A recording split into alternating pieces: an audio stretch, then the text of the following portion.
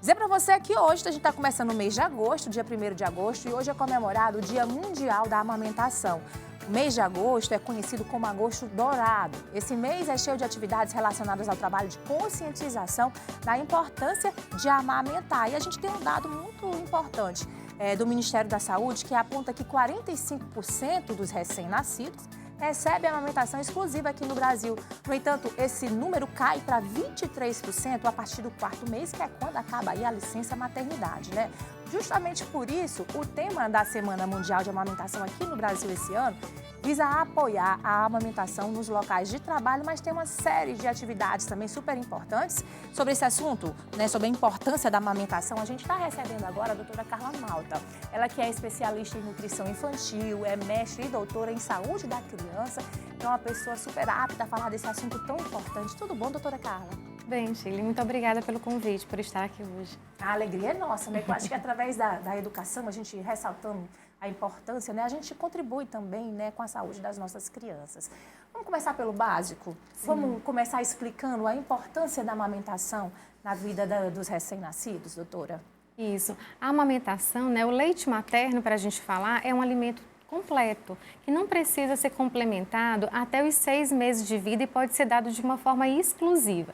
Então, a gente tem um alimento que a mãe não tem gastos e que ela tem todos os benefícios, não apenas para o bebê, para estar nutrindo de maneira completa nesses primeiros 6 meses, por exemplo, mas que ele pode ser complementado por 2 anos ou mais. Só que a gente também tem benefícios maternos para isso, como algumas prevenções em relação a câncer de mama, por exemplo, ovário, endométrio, mas para a criança realmente é um benefício muito grande, porque ele vai trazer tudo o que ela precisa em relação à questão dos nutrientes, em relação ao que ela precisa para aquele crescimento rápido que a gente tem quando a criança nasce até os 6 meses e pode ser complementado. Então, quando a criança faz 6 meses que ela é amamentada, não há necessidade, por exemplo, da gente acrescentar uma fórmula infantil se a mãe tiver disponibilidade para continuar amamentando, a não ser que haja alguma contraindicação para esse aleitamento materno que não vem ao caso. Tá certo. Se falar também que é uma alimentação totalmente sustentável, né? Não faz mal ao planeta, a senhora falou, é gratuito,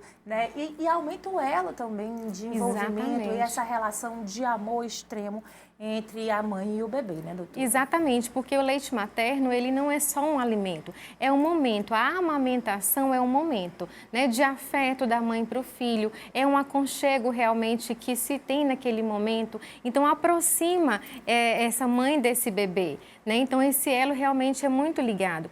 E falando um pouco da questão da nutrologia, a gente sabe que por diversos motivos, até outro dia a gente falava, por exemplo, da importância dos primeiros 1000 dias para a saúde dessa criança quando adulto. Hoje a gente sabe da importância dos primeiros 2200 dias. Então a gente vai lá 3 meses antes da concepção. Mas, por exemplo, para um desenvolvimento de uma criança pelo paladar, o leite materno ele consegue dar diferentes sabores para a criança por meio da alimentação da mãe. Então, quando ele vai começar a receber outros alimentos a partir de 6 meses, também há uma facilidade de aceitação dos alimentos diferentes, uma vez que aquela criança que não tem essa oportunidade, que recebe, por exemplo, uma fórmula infantil, ela tem uma alimentação um pouco mais monótona. Então, ela pode ter uma dificuldade para outras aceitações de alimentos. Então, a gente sabe que esses benefícios do leite materno, eles são realmente muito variados. É tudo muito perfeito, né? É um ciclo preparado realmente por Deus. Mas a senhora falou uma coisa muito importante, que ele é ideal até 6 meses de vida, né? Que seja uma alimentação exclusiva com o leite materno. Mas aí esbarra num grande problema aqui no país, porque as mulheres, né? As mães, elas têm uma licença maternidade que elas são dispensadas do trabalho que dura 4 meses, né? No máximo consegue juntar mais com um mês de férias, mas não é todo mundo que consegue isso.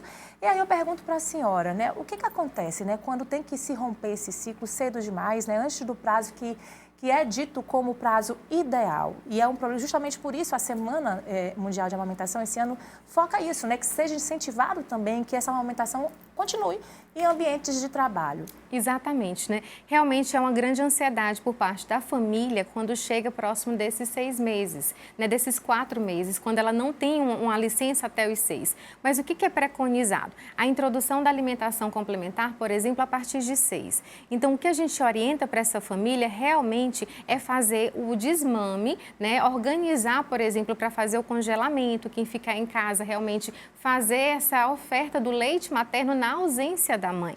Então, quando essa mãe, por exemplo, ela tem um tempo que ela possa chegar mais cedo, por conta disso, que existe essa questão dessa justificativa que elas possam ter, né, por conta da amamentação, elas conseguem passar esse outro tempo, né, quando eles estão com a criança amamentando e na sua ausência ser ofertado leite materno, que a gente pode esquentar, por exemplo, em banho-maria, fazendo toda a orientação da retirada da ordenha e do armazenamento, seja na geladeira ou no congelador. Mas dá para a gente organizar dessa forma, sim. Deixa eu perguntar então para a senhora falou da possibilidade de que a mãe congele esse leite. O alimento congelado, o leite materno congelado, ele conserva todos os nutrientes, né, desse leite? Isso. Existe um prazo para fazer esse congelamento. Então, por exemplo, o leite materno ele vai conseguir fornecer até os 15 dias de congelamento. Então, a partir disso, a gente não oferece mais para a criança. Ele tem, por exemplo, que ser descongelado dentro do ambiente da geladeira, porque a gente tem um local muito quente aqui em Teresina.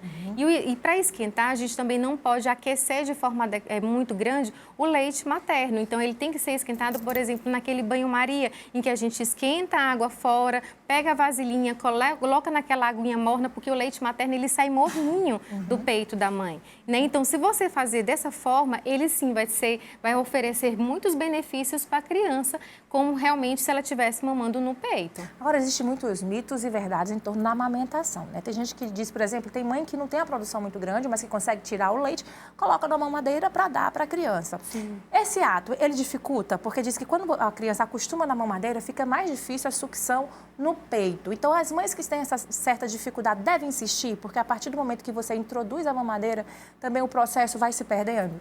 É engraçado, porque a gente sempre fala muito dos benefícios da amamentação e que realmente são. Mas, às vezes, no início, não é tão fácil e simples. Então, a mãe, realmente, ela tem que ter uma rede de proteção para ajudar naquele momento, para justamente não ter que oferecer outras formas de bico e fazer o que a gente chama de confusão de bico, que é fornecer outras formas, né? Então, você pode dar o leite materno numa colherzinha, num copinho. É lógico que, para isso, a gente tem que orientar a técnica adequada para que a criança realmente não faça aspiração, não tenha engasgo e tudo isso.